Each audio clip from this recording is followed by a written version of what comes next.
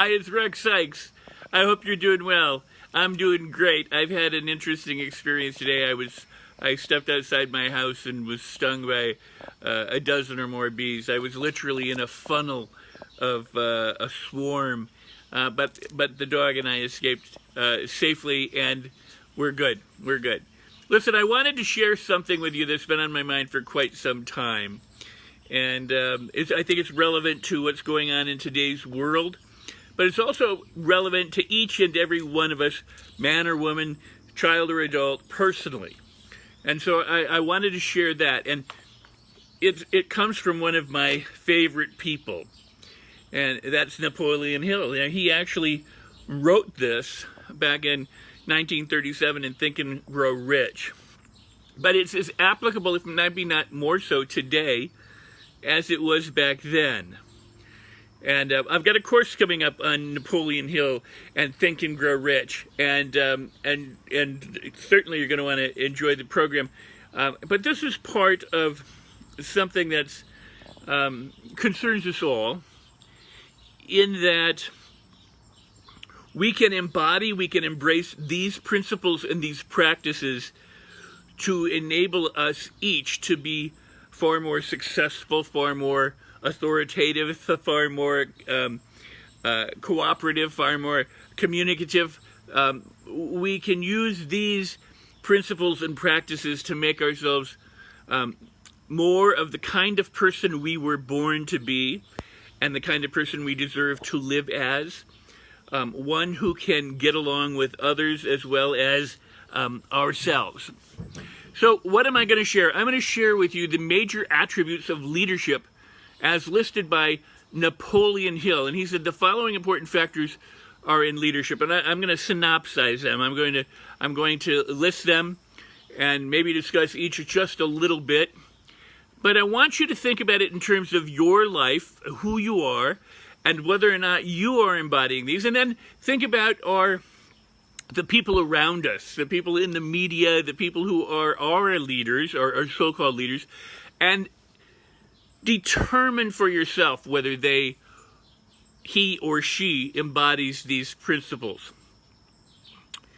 Number one, unwavering courage based on self-knowledge and on one's occupation or profession. You must have self-confidence and courage. No intelligent follower will remain if the leader does not possess these.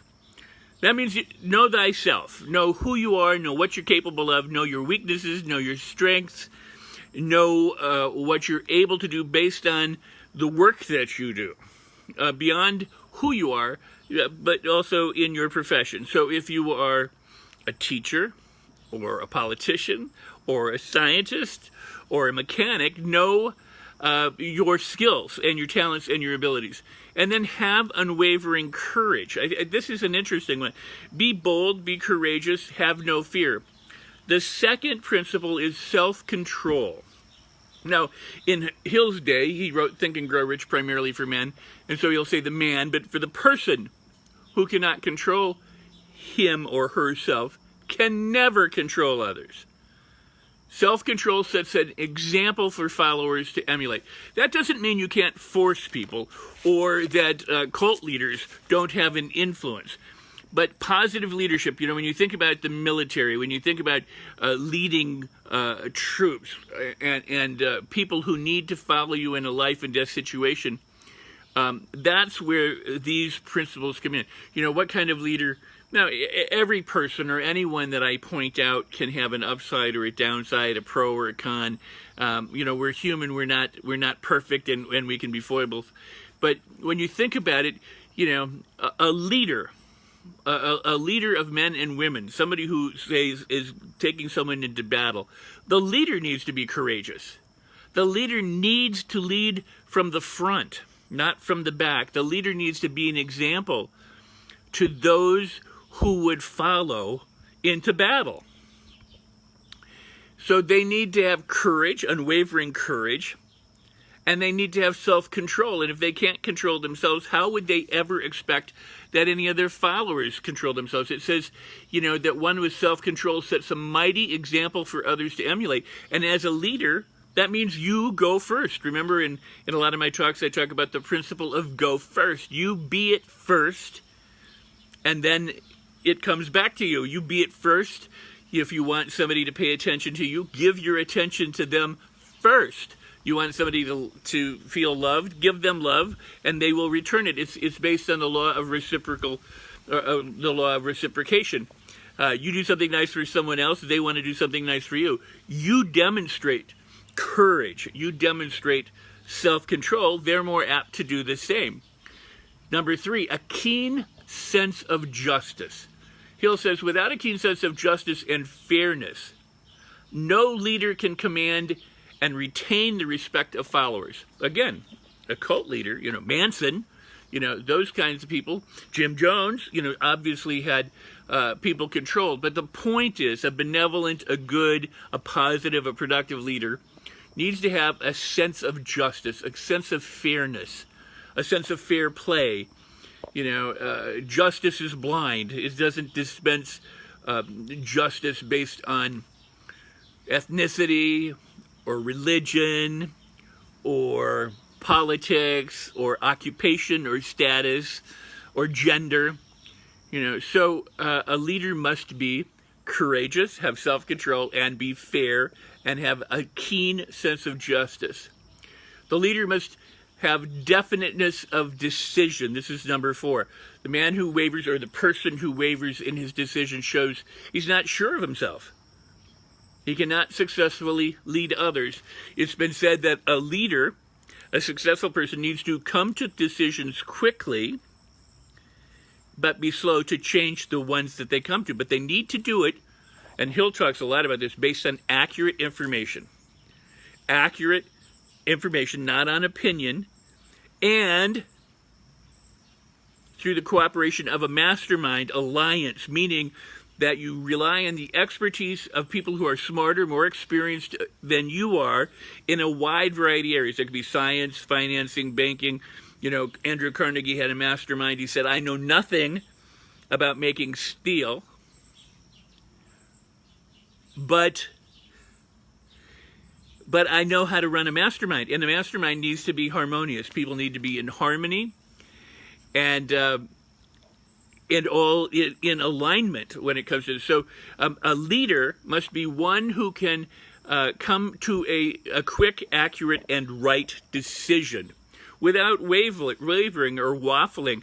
If you show doubt, if you don't know, if you hem and haw, if you wait and can't decide, well, others won't trust your decisions. They won't know what to do.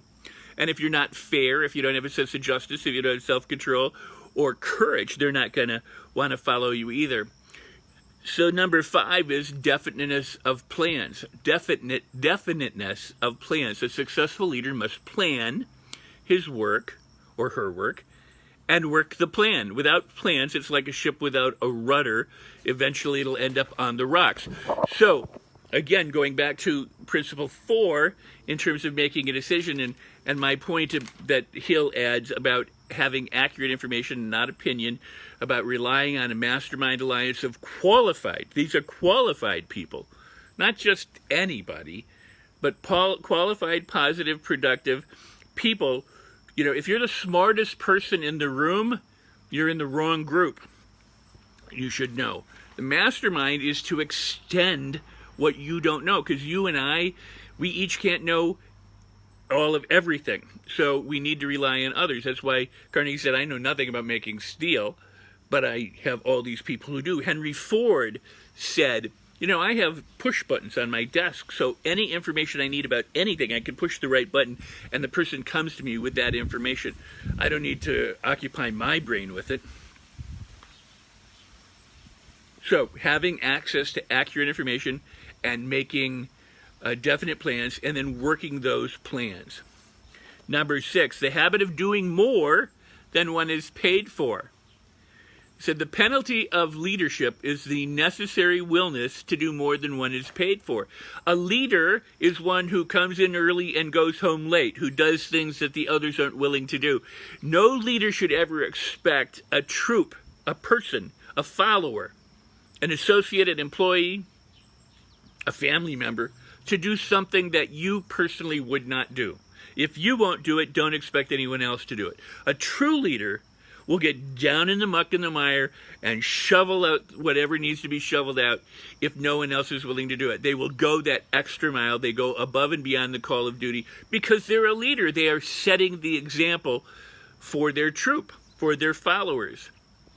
So think about this in light of all of the people that you know and yourself. Are these things that you do? Are these the examples that are being set in the media for us, our own politicians? That you might want to think about long and hard.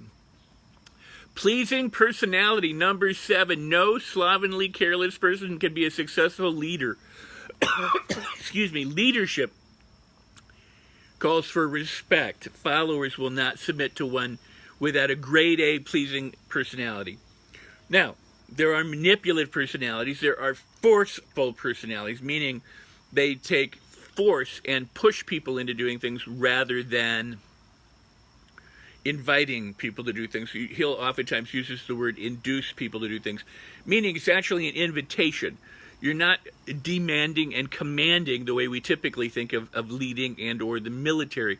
We think in terms of creating a climate where people willingly do what is required of them or what we would ask of them to do. And so if we're putting together a business or a partnership or a family and working, this is about how we cooperate with others, you know, and in the spirit of cooperation we get more done than in the spirit of fight and push and zero-sum games. And I think the next point, principle that he'll mentions will drive that home. Sympathy and understanding. You must have sympathy and understanding. The leader must be in sympathy with his followers, her followers, and must understand their problems.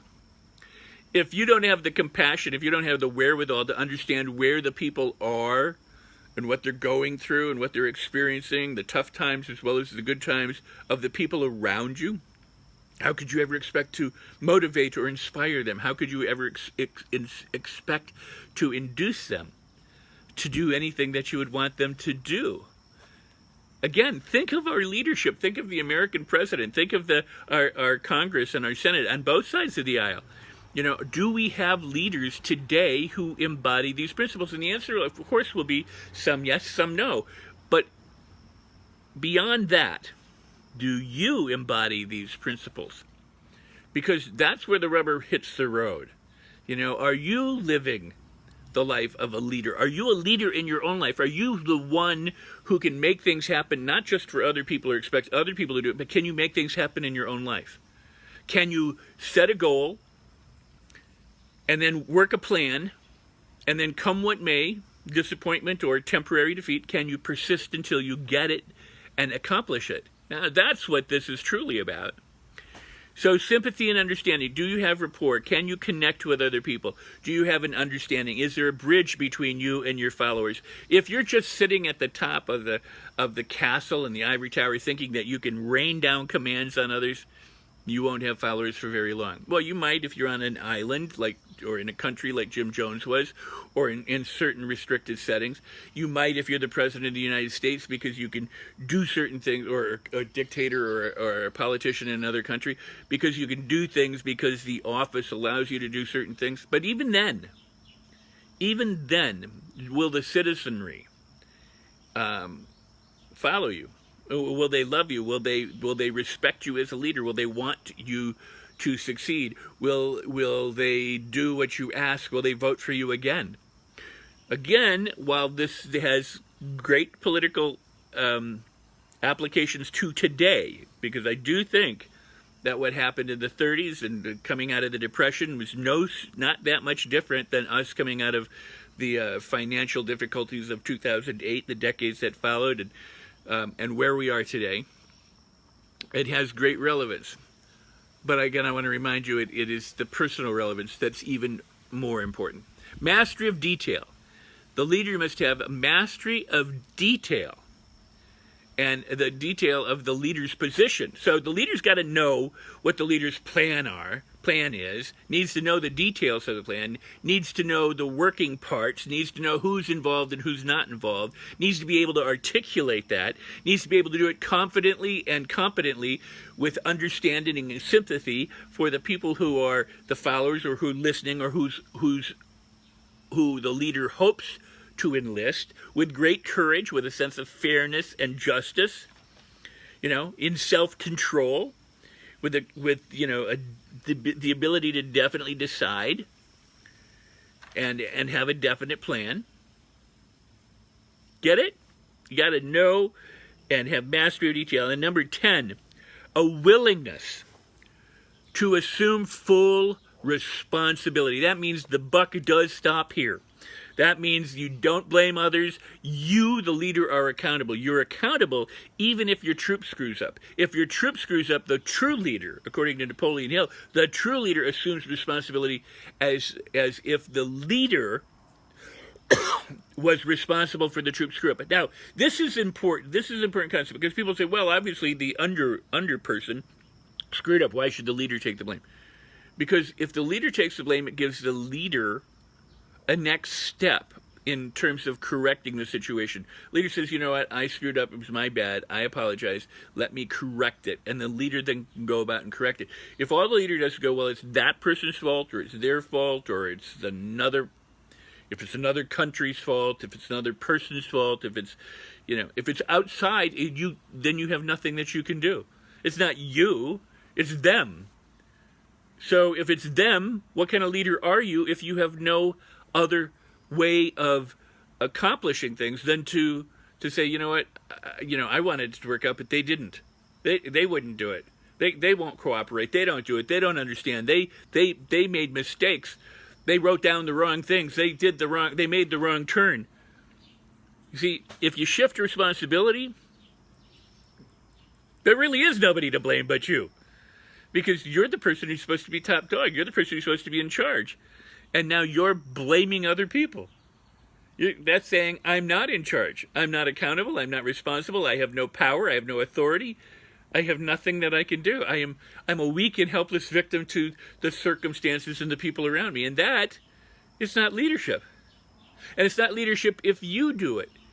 If you say, oh, my wife did this, or my children did that, or my husband did that, or my boss does this, or my employees screwed up, and therefore, then you know what? You're not much of a leader. And the reason why I'm sharing these is so that you can embrace being a leader. He says, assume full responsibility. You must be willing to assume responsibility for mistakes and shortcomings of followers. If he tries to shift responsibility, again, he or she, he will not remain a leader. If a follower makes a mistake, this incompetent leader must consider it the leader who failed. In other words, if the underling makes a mistake and you shift responsibility, then Hill says you're an incompetent leader.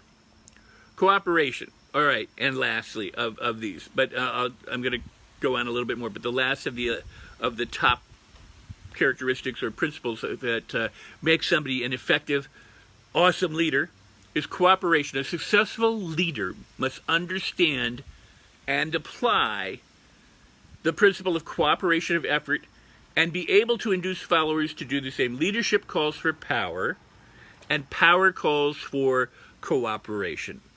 You win more, you win more bears with honey than with vinegar. The ability of a leader to get things done and to accomplish things is based on how effective the leader is in communicating with other people and empowering other people and rewarding and praising other people. It's about communication. It's about willing. Again, I think earlier one of them said, and if it's not in this particular set, I'm going to do another one of these tomorrow or the next day. But you can't be an egotist. You can't want all the credit. You can't want all the glory. You have to give it to your followers. People will do more oftentimes for recognition and praise than they will for money. Sometimes they want praise over a raise. I mean, think about that for a second. Money is one thing, but recognition, pride in an accomplishment is something else. The ability of a leader to recognize the accomplishments of the people that work for the leader is one of the things that makes a leader successful. If all the leader does is take credit for everything and not share the credit, then that leader's not a good leader. Now, I have my own note. This is, remember, a Mastermind Alliance. That's the brain trust of a leader, of a group of people. Well, we discussed more of this in the course on Napoleon Hill, but the Mastermind Alliance is truly an asset. And so many people use the word mastermind today, and they bandy it around, they throw it around, and they think, well, if I got 600 people in a group, it's a mastermind. It's not. But at any rate, and we'll talk more about that in the program, but a Mastermind Alliance must be in harmony. It must be in harmony. Now, Hill says there are two types of leaders. Leaders who are leaders by consent, means that they have the sympathy of their followers, which means that they're most effective. They have simpatico. They are in alignment with their followers. Their followers want to and choose to follow them. And then, of course, there's a leadership of force. Men and women will do what they have to if they're forced. I mean, if you're in the military, you have to do certain things. If you're in a police department or a fire department, or in certain cases or situations, you are required to do things. But that is not the most effective form of leadership. The leader who, they used to say, the leader is the person. Well, I'm sorry, I misspoke there.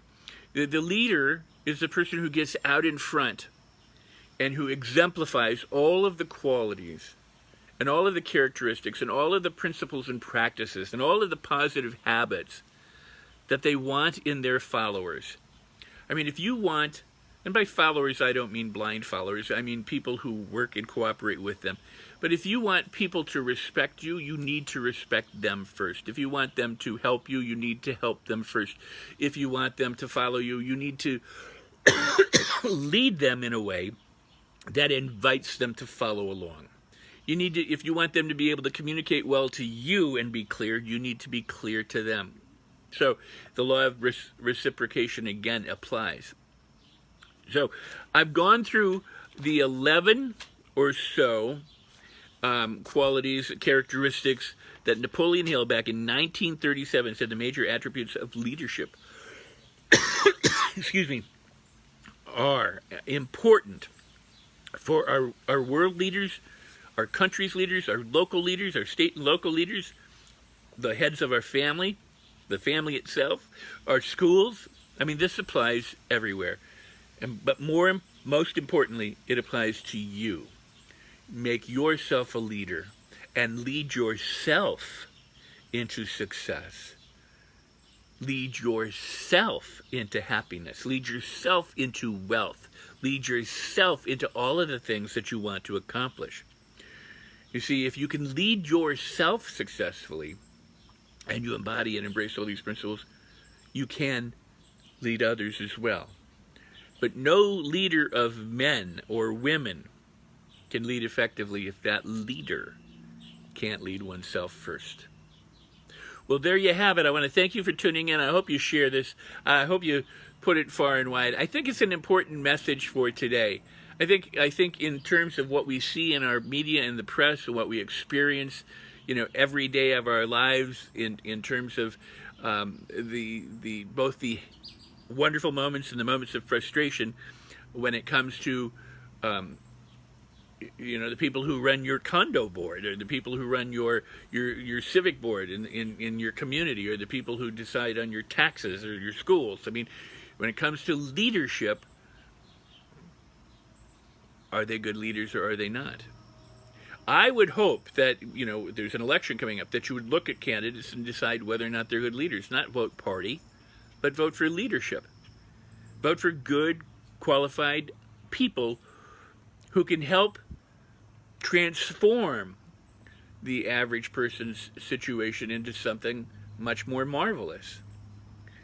And for yourself to transform your situation into something much more marvelous. I'm here, and that's why I'm here.